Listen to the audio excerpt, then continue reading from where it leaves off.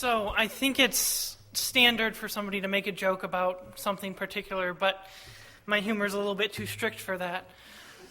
I have more dumb jokes if you'd like to hear them. I'm addressing Keach and the hymn controversy. Now, the hymn controversy is largely seen as a black mark on early particular Baptists. And it is that because of all the controversy around it, and a lot of what happened turned into name-calling, turned into a lot of insults being thrown around, and a lot of bad blood. So to begin, I'd like to start just with a couple of Bible verses surrounding what we're going to be talking about. And the first is Colossians 3:16. It says, "Let the word of Christ dwell in you richly, teaching and admonishing one another in all wisdom, singing psalms and hymns and spiritual songs with thankfulness in your hearts to God." So we're to be singing psalms, hymns, and spiritual songs with thankfulness in our hearts to God. And then Ephesians 5:18 through 19. "And do not get drunk with wine, for that is debauchery, but be filled with the Spirit, addressing one another, speaking to yourselves in psalms, addressing one another in psalms, hymns, and spiritual songs, singing and making melody to the Lord with your heart." So that is some of the scripture that is going to be hotly contested in the theological debate that goes back and forth between those who oppose hymn singing in churches and those who are for hymn singing in churches. A couple of things to note right off the bat. When we're talking about the singing of hymns, we're not talking about what today you usually think of, whether we're using a lot of instruments, whether somebody's performing it. We're not talking about those kinds of things. The hymn singing that was done without instruments, so it was all a cappella, and it was sung congregational style. So, this also is not something that is addressed in the confession. So the 1689 confession does not have something that is addressed to hymn singing. Now, if you go to America later on, you will see that they actually add something, and it's because of this controversy. So, who are the primary people we'll be talking about? Well, the first is Keach, and, it'd be nice if you just heard a biography on him explaining his life. But the other person we want to talk about tonight is Isaac Marlowe. And Isaac Marlowe was born in 1649. He lived to 719, and he married Esther Leader in Amsterdam and returned to London. And in London, he worked as a jeweler, and he and his wife attended the church at Horsley Down. His wife, his father-in-law, and other members of his wife's family were members of the church. However, he himself never appears to have joined the church. So his family was members. He doesn't appear to have ever joined membership.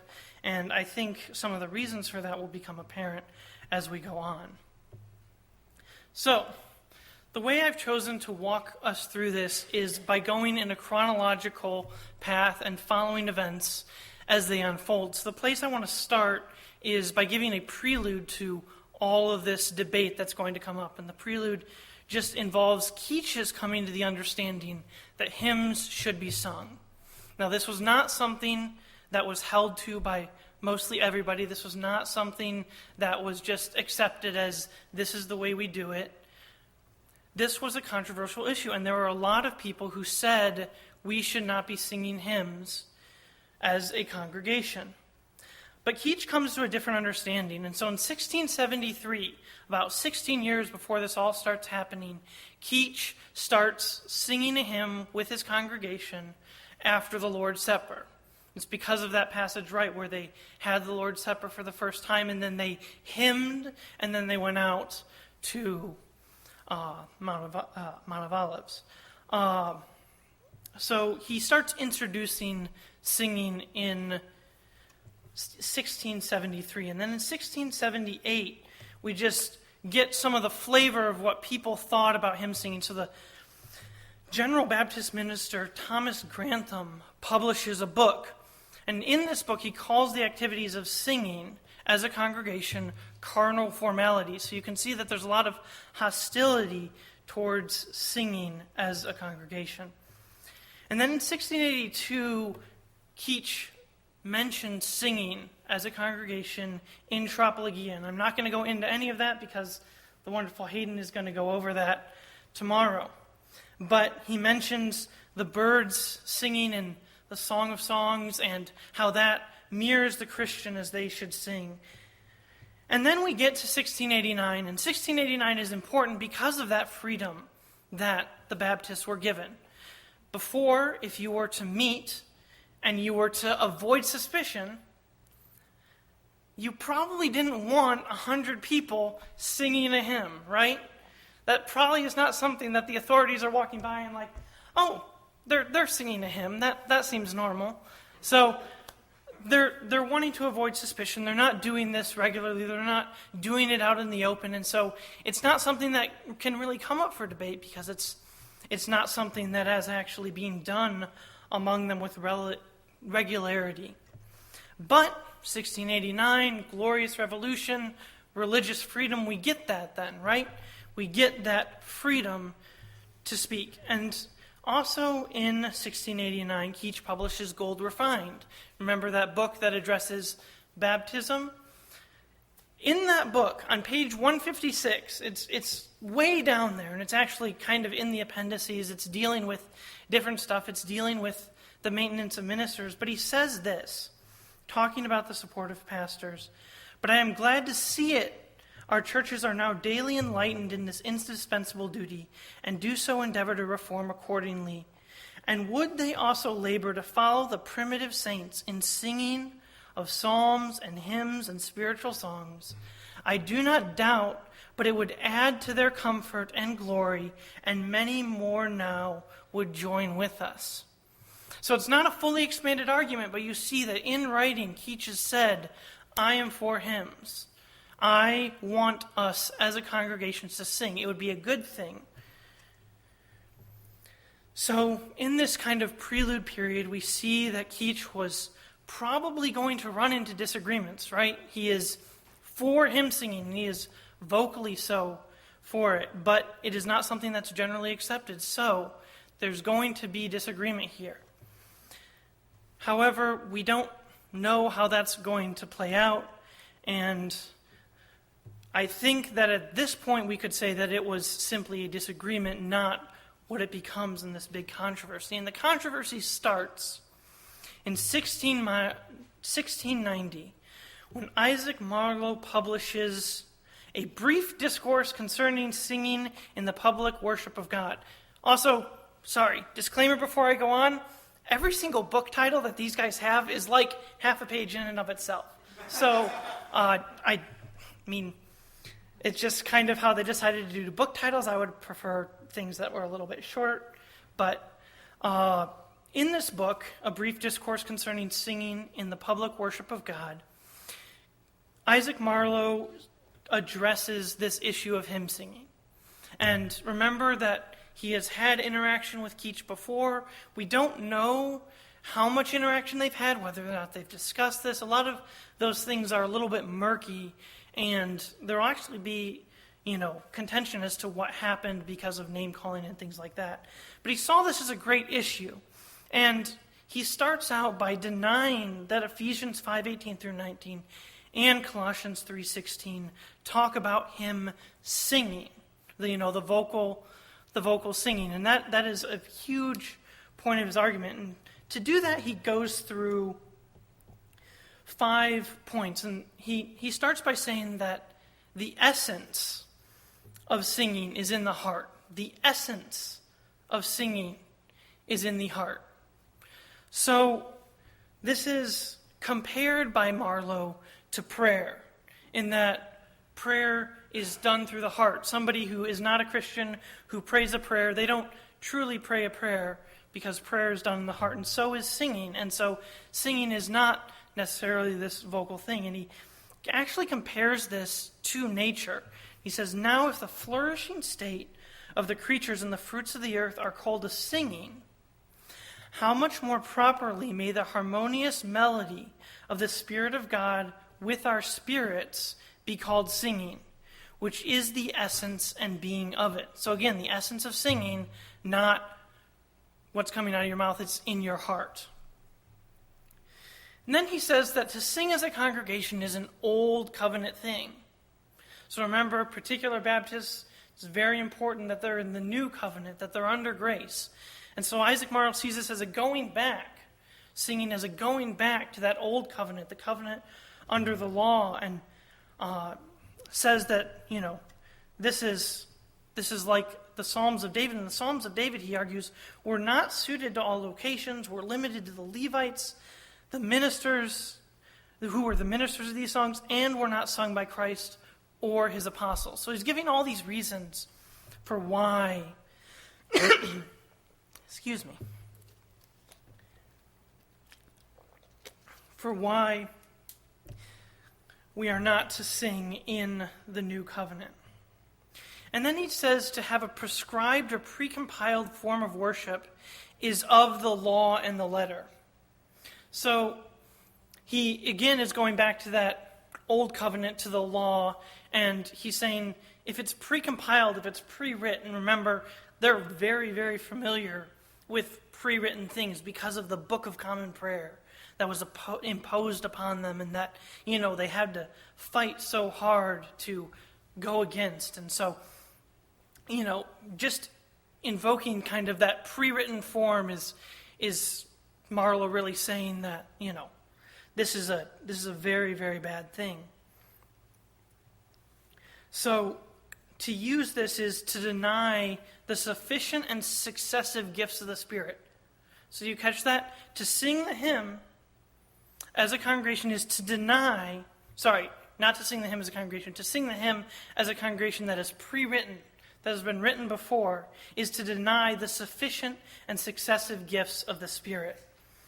And these are opposites which cannot exist in the same place. To have that pre-written form that you sing, and to have the gifts of the New Testament and the Spirit. Fourthly, this should come as no surprise, but this means women are not to sing. And such as, he says, and such as deny the authority of these scriptures to forbid women singing, do of necessity destroy the authority of the Word of God and leave us destitute of a rule of worship.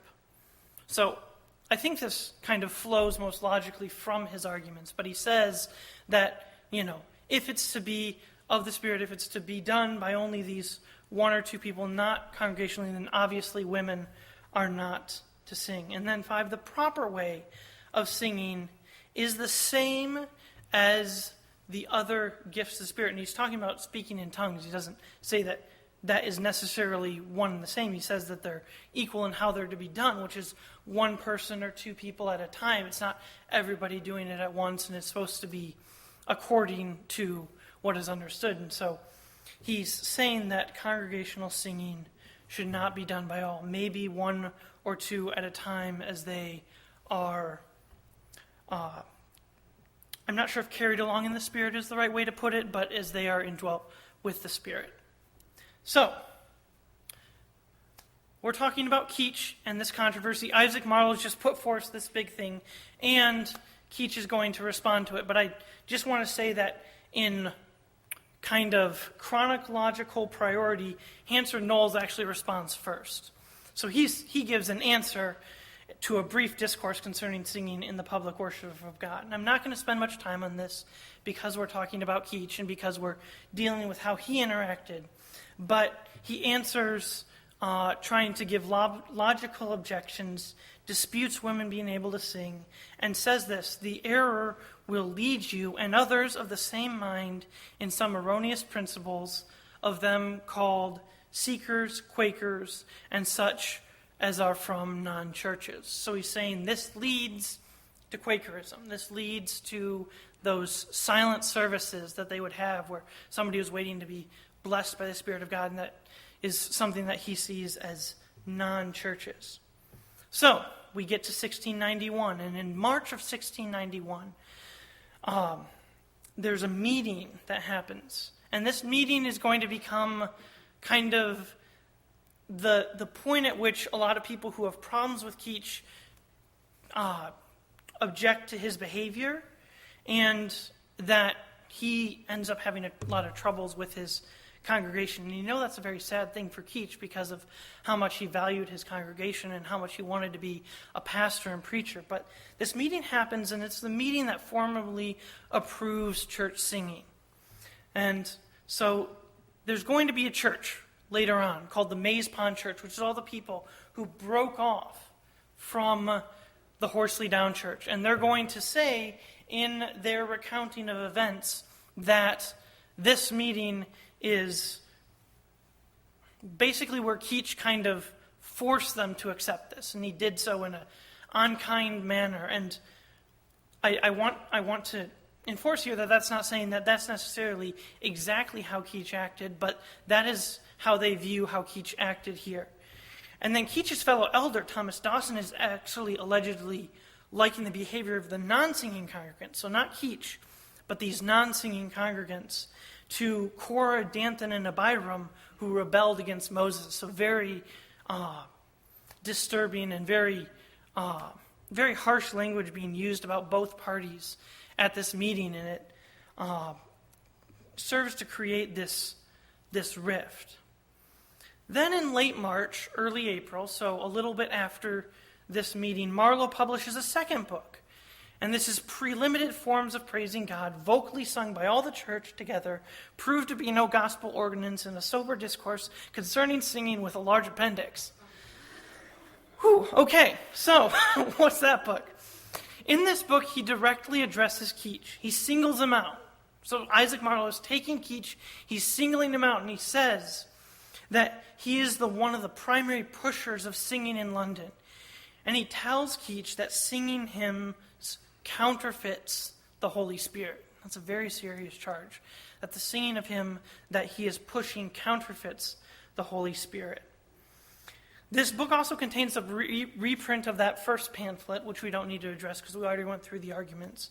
But there's also a 48-page appendix, and he deals with some additional issues that have come up, which I'll come to right now, because in April, as a response to this, and it appears that Keach has been preparing for this for some time. It's not just like this second book got published and he's like, oh, well, I need to deal with this. He's been dealing with this for some time, but this is the first time he publishes something.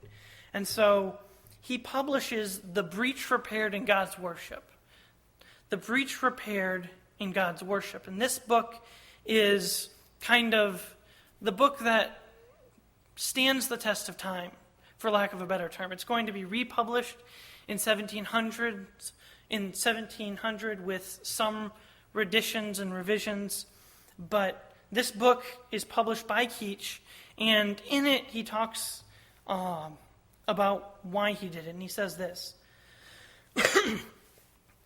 I have been provoked by our brother who wrote against singing to set pen to paper, and not only by him and his book, but I have been induced by multitudes for several months to give him an answer, so that I hope you will not be offended with me in what I have done.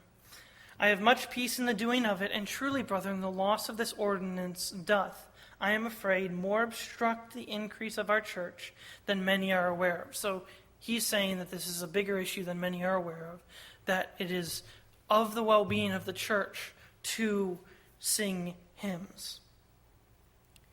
And so in this book, he also includes this epistle to the church at Horsley Downs, a direct addressing to them. And in this, he goes back through those things, and these are kind of how we know these facts, that for 16 to 18 years at the Lord's table, they've been singing this hymn, and on days of thanksgiving, they sung hymns. And he says, "'Tis only practiced oftener." So he's saying, you already, knew we did this. We already did it from time to time. It's just being done more often. And he says that he remembers that only 5 or 6 were against it when it came to a vote. And he says that he tried to be accommodating. He tried to put the hymn, at the end of the service, so that anybody who didn't want to sing the hymn could participate in the whole service and then leave and not participate in the hymn. So he's saying that he's trying to be accommodating. And then he says that he's been convinced this is right for nearly 20 years. So then he goes on to refute and discuss Marlowe's arguments. And he does that by first laying out his own arguments. He spends some time walking through, and I don't have time to go through all of this, but he walks through the Old Testament, the New Testament, and church history, showing it was not done as Marlowe said it was done. He said that in the Old Testament, New Testament, and church history, there's not really evidence for this singing that they're talking about. And Keach, I think, pretty clearly shows that that's not the case. Now, again, these are arguments that, the people would have to read and come to their own agreements. And then he compares pre-written hymns to pre-written sermons. So remember how Marlowe compared pre-written hymns to the Book of Common Prayer? Well, Keach says, no, they're like pre-written sermons. If I pre-write a sermon, does that mean that the Spirit is not there? Does that mean that it's not God speaking when the preacher speaks? According to the Bible, he's saying that, if we're able to pre-write a sermon, we should be able to pre-write a hymn. And that's one of his arguments for why singing hymns that are pre-written are legitimate. And then he goes and refutes according to the definition of the word hymn. He deals with the definition of this word, hymnos, because it's very important what this word means. And so he uses Dr. DeVille in quoting him and says, this is the definition. He says, hymns are songs which contain the praise of God. If it be praise and not of God, it is not a hymn. And if it be praise and of God and not be sung, it is not a hymn. It must therefore, that it may be a hymn, have these three things: praise, and of God, and sung. Okay?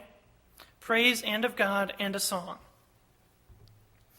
So, this book also includes another added portion onto it, and I'm not going to discuss the added portion super much, but to say that it is written by, he says, another hand. And this is going to come into debate later on down the road. Marlowe insists this is William Collins. We're not sure we get quite an answer to that. So, Keach publishes this, and along with this, Keach publishes his first book of hymns. He publishes a spiritual medley containing nearly 300 sacred hymns. It actually contains 222. I'm not sure how that's near 300, but I'll take it. And these were supposed to be used by his congregation. We're going to sing one at the end here. And a lot of Keach's hymns are not up to what we would consider the standards of some of the great composers. He was not primarily a good hymn composer, but they were hymns that they were to be sung, and these first hymns were kind of almost a summary in song form of his book, Tropologia, and it seems like they may have been meant to be sung as he went through that. So, Marlowe replies, right? Marlowe's put out a thing, Keach has put out his thing, Marlowe replies. And he replies with a 16-page pamphlet. And he says that Keach misrepresents him, and he calls his reflections indecent. And we're going to get into a pamphlet war. That's what's going to happen here. It's going to go back and forth and back and forth and back and forth for the next year or so, with each side writing pamphlets, and each pamphlet not so much presenting new theological information as it is saying, you didn't listen to me, you're in the wrong, you don't know what you're talking about, and basically kind of devolves into more of a he said, they said kind of debate. So we get then this pamphlet called Truth Vindicated, which is not published by Keach, but is published by people with initials SW, JC, and JL, and they defend Keach. They point out errors and contradictions in this short observations. And so we can see that pamphlet war starting. And then we get Joseph Wright, who enters and publishes Folly Detected, and he calls Marlowe's view of singing, that of the Quakers and their silent meetings. So that attachment to not singing, being part of the Quakers, is becoming more, accepted as what's going to happen to them. So then we get to 1692, when Marlowe publishes Truth Soberly Defended. And every time I read these titles, I almost want to put the work higher than it should be, because all their titles sound so like, oh, this is so prim and proper and thought through, and I'm so holy. But, and I do want to be careful when we're talking about this, because we're making it sound like these people were just going back and forth and back and forth. But this was a really important issue to them. And it really hit at what they called truth and what they wanted to see done in their own churches. And so, we can sit back here, 300, 400 years later and say, oh, they did that wrong. Oh, they should have been so much more kind. And if we were in that position, that wouldn't have happened to us. But is that really true? And so we get Truth Soberly Defended by Isaac Marlowe. He addresses all the Baptist churches in England and Wales, and Benjamin Keach specifically, and asks if churches should withdraw from communion with those who practice singing. So we're getting to the point of we should separate, we should withdraw from communion. And he argues that this is a duty for those who want to maintain pure worship. He compares this to baptism in that closed communion should be exercised for both. So he says, we're not offering communion to those who differ with us on baptism. We shouldn't be doing that with those who differ with us on hymn singing. And so he's making it an issue of we need to divide. So he again goes through his arguments. The essence of singing is in the heart. To sing as a congregation is an old covenant thing. To have a pre-compiled form of worship is of the law, not the Spirit. Women are not to sing. The proper way of singing is no more than one or two at a time. So then he gets into the more attacking certain people part of it, and he says that Hansard Noll's pamphlet, remember that pamphlet that he wrote as the first, was because he was just old. He's getting old. In the weakness of his great age and failures of his intellect, he made those hard reflections on me. He's old. He doesn't know what he's talking about. That's why he wrote those things. He attaches a pamphlet called Truth Cleared, where he chronicles the history of this debate, and he says that Keach requested the association to appoint a panel to review it, but then he says that Keach kind of didn't follow that because Marlowe alleges that Keach was a part of Truth Vindicated. So he says that he was asking for this council, but then he helps publish this book that doesn't wait for the council. And so he goes into detail about Keach and Marlowe's interactions, and there's this kind of council that's supposed to happen but doesn't. So we get Keach and Marlowe interacting and saying, we're going to call 4 men each. We're both going to select 4 men. They're going to meet in a council, and we're going to discuss this issue. So Keach chooses 4 men, including William Collins as one of them. I'm not going to mention the other names. Marlowe chooses 4 men. Marlowe objects to Collins because he says he's too hostile. And then Marlowe wants to define a process for them. Keach says they should be able to decide their own process. For the 8 men that can work this through, they can decide their own process. And they go back and forth on this. They can't agree. The meeting never really happens, but Isaac Marlowe just takes the 4 men and has them address Keach arguments. And surprise, surprise, they ruled in Marlowe's favor. So then he also says that Keach misrepresented him. And this is signed by 9 people, all at one time members of Keach's congregation. So we're getting into that pastoral aspect of Keach's ministry, where members of his own congregation were turning against him. We're saying that he did things wrong, and we're ready to leave him. And that is creating a lot of problems for Keach. So then we get a lot of other pamphlets, this pamphlet war. Robert Steed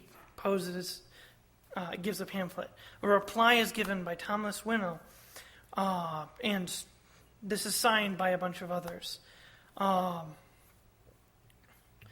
So this pamphlet war goes on. I don't think there's much to be said here in terms of new theological argument, so much as there just to be more airing of that dirty laundry, more, insults and things like that. They say that Marlowe on his side says that Keach and his adherents were treated with sinful liberty, and Marlowe and his adherents say that they were treated with uncivil abuse. So we're getting into name-calling. And this all comes to the 1692 National Assembly meeting, right? And this is the culmination of kind of this first phase. And so we see the first thing that's done is an extended report detailing the handling of the hymn-singing controversy by the Assembly is published.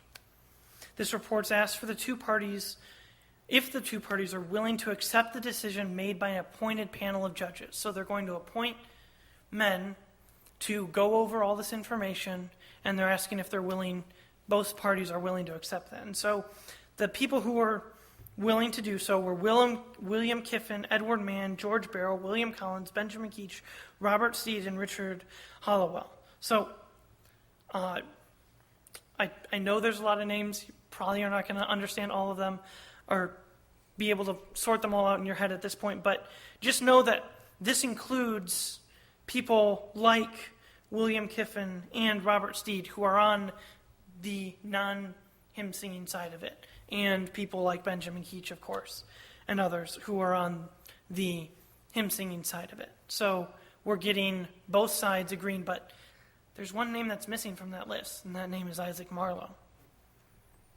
So 7 judges were appointed. These 7 gave specific examples of unchristian representations, uncharitable censures, and factual errors. So they went through all the material, and they said, look, you've been calling each other bad things. You've been unchristian. They agreed unanimously, and they said this, that they erred in most of the particulars that were laid before us. So they unanimously agree that in most of the things, most of the particulars, that both sides erred. And they say that both sides were guilty of failing to be Christ-like in their dealings. And they said that this is giving our enemies occasion to rejoice over our failings. So there's this division that shouldn't be there, and it's giving the enemies occasion to rejoice. So then both parties are called to bring on all their books and leave them to the assembly and for the other churches, not to buy or distribute them. And this applies to 4 books in particular. And we'll talk about those 4 books a little bit more later on. This resolution doesn't pacify Marlowe. Isaac Marlowe is not happy with this. So this ends. This is supposed to be the resolution of the matter, but there's not actually a resolution, and this goes on to continue to defy. So in June, what does Isaac Marlowe do? He publishes another book, Some Brief Remarks, 28 pages, and he continues to talk about the injustices done to him by Keach. He called the withdrawal of his 2 books, Truth Soberly Defended and Truth Cleared, a great abuse. So that committee that said that he needed to bring in the books and they should not be distributed, he calls that a great abuse. He accuses one of the members of saying that his books should be burned. He insults the panel, calling them country gentlemen. He points out that Keach's books, The Breach Repaired and Joseph Wright's Folly Detected and Truth Vindicated, were not withdrawn by the panel. So he thinks there's unfairness going on here. And so Marlowe's upset. What does Keach do? Keach actually writes a letter with apologies and retractions. And so we see that even if Keach before was not good about keeping his harsh remarks to a minimum, that at least he did obey this council, these judges who told him that he needed to, I'm not sure if they told him that he needed to publish this or write this letter, but he does write this letter. And so Then we move on, and Marlowe sends Keach a letter, and he says, "Within 2 weeks, please provide any details of me misciting you so I can know if I actually miscited you." And Keach responds that he has nothing to say. So Keach has stopped interacting with Marlowe. And then Marlowe claims that Keach asked for a private meeting and objects to this because he says this was done publicly. If this was done publicly and these insults were given publicly and all this was public, why should it be private now? So Keach wants to kind of, deal with the people individually, and Marlowe says this is of general concern and should not be smothered up by a few brethren. So, in the next 2 years, nothing's published. The pamphlet war is stopped, but we get the exodus from Horsley Down. So a group leaves Horsley Down. They attempt to join another church by Robert Steed. Remember, he was one of the ones who was against hymn singing. And 20 or so people, citing this issue as their reason, say they want to start their own church. Now, they didn't get support from Pastor Steed, but they ended up getting support from other pastors in London and established themselves with James Warburton as their pastor. And they eventually moved to Maze Pond, and that's where we get this Maze Pond church, this other church that broke off from Keach's church and became their own church.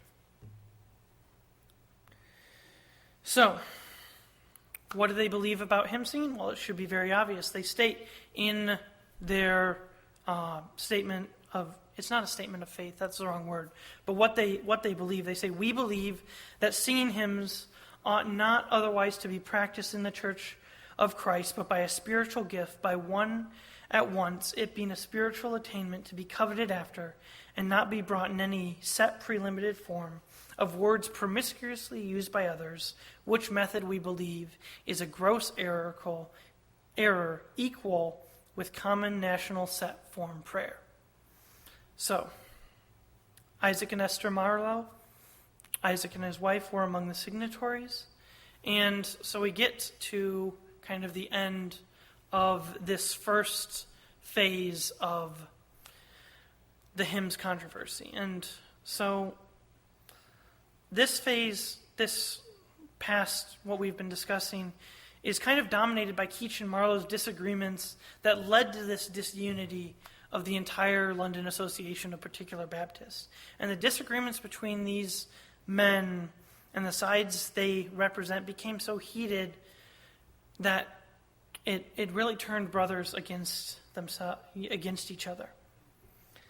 And sadly, this is not going to all go away or all get better. And so we move on to 1996 and beyond. And I believe I'm running short on time, so I'm going to go through this faster. If you want more details, you can come talk to me after. But this next one was started by a man named Richard Allen. And he says he published an essay to improve the singing of songs with conjoined voices, a Christian duty. So he says singing has a rightful place in worship. Now he asserts that singing should be restricted to psalms and other hymnic materials in Scripture, or other hymns which are exactly agreeable with Scripture. This excludes things of human composure. So, William Russell publishes some brief admonitive versions, I'm pronouncing that wrong, but upon Mr. Allen's essay, and then Isaac Marlowe rejoins and publishes a pamphlet called "The Controversy About Singing Brought to an End," which doesn't bring it to an end. So this was primarily published as kind of like a republication. He says this is to reach those who haven't seen my works before. He argues that that the 1692 Assembly was not of one mind in their decision to not divide over the hymns controversy. So what he's saying is that 1692, even though they said they weren't going to divide over this, that they were not of one mind. And he argues that Keach started the hymn controversy. And he actually quotes William Kiffin, who was not for singing hymns, but was more friendly with Keach. But he says, that before any person was contrary-minded to the practice of theirs, had said or printed anything publicly against this, the opinion of their concerning singing was preached up and frequently and vehemently pressed by several of them in variety of assemblies and asserted in print in the view of all men. So, that asserted in the print in view of all men, that's referring to that small passage in gold refined that we looked at the beginning. So, then he also asserts that William Collins misquotes him, and he says that William Collins was the author of that last part of the breach repaired when Keach says it's by another hand. So, Richard Allen responds. We're not going to go into this again because it's not Keach, but he says that Marlowe has loaded me with horrid crimes. And he goes on to a heated refutation. And then in December we get Marlowe coming back with a clear confutation of Mr. Richard Allen, because apparently the end of the matter wasn't clear enough.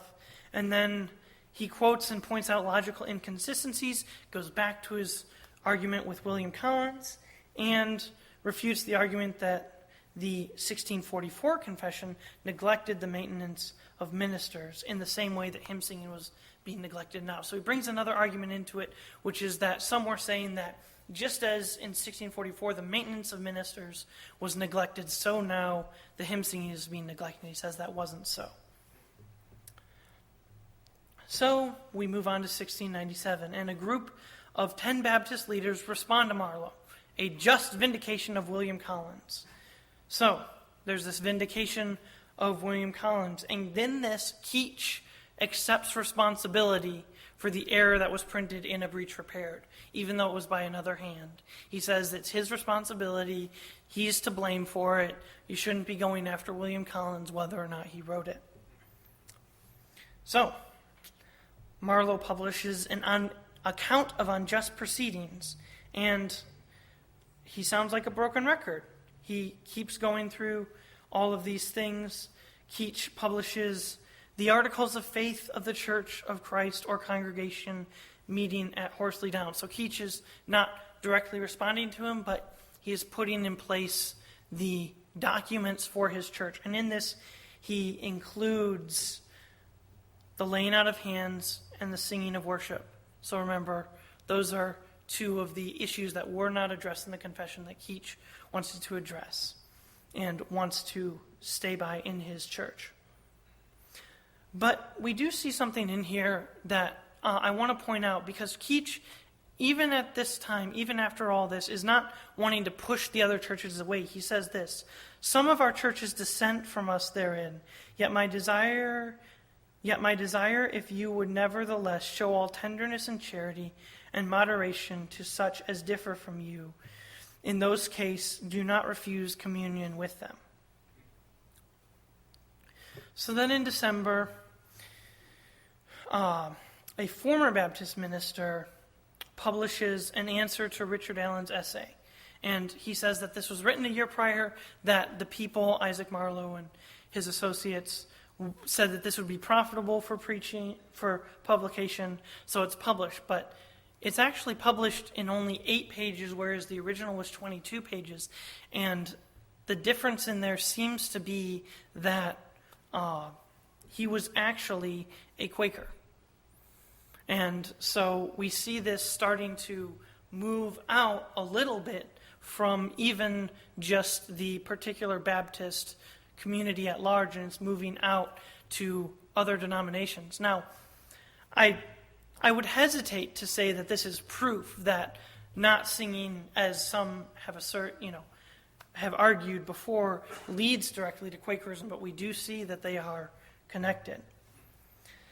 So, there is more back and forth. Marlowe publishes an answer to his deceitful book, which is in response to an anonymous pamphlet called The Singing of Psalms Vindicated from the Charge of Novelty. He says that the paper which the the paper which the 10 witnesses signed as the vindication for William Collins is similar to a papal bull. So he is getting very intense in what he's doing, and I think that's the ultimate kind of insult if you call somebody a Catholic. At least in that circle. And then he ridicules Keach for taking responsibility for what was published in A Breach Repaired, and he ridicules himself for this. And then he says that there's a cover-up between Keach and Collins to cover up that this was published, and then he says they're trying to cover it up but still publish it. And then he likens himself to John Huss, John Wycliffe, and Martin Luther. Thankfully, that's the end.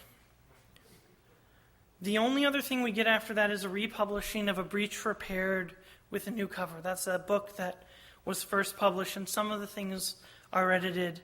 But finally, we get to the end of the pamphlet war. And what we see in the future of what they had then was a gradual, very gradual, but a coming around by most churches to singing hymns. And so we see that the church in Petty France, which previously had not done this, a few years later accepts and starts singing hymn. And then even the Maze Pond church that all of them broke away to start, takes until 1735. So that's from the end of this, that's 35 years. That's a long time. But eventually, they start singing hymns as well. Notable things that include hymns, include a portion on the singing of hymns as a biblical practice, are the Horsley Down Confession of Faith by John Gill and the Philadelphia Confession of 1742. So 1742 Confession in Philadelphia, it's basically the 1689, but there is this added part about hymns. All right. After all of that, and probably going over my time, I come to conclusions. Going to keep this very brief. Keach says this is the hardest dispensation as of late. And that's actually the title for the chapter in his biography. This was a very difficult thing. It was not something that they were just having an academic debate over. It was over their worship. It was over what they were going to do and how they were to have this spirit in their worship. It was very intense. And this divided Keach's church and his association. And even though the association dealt with this issue, it continued to be an issue between particular Baptists. Both sides mistreated each other.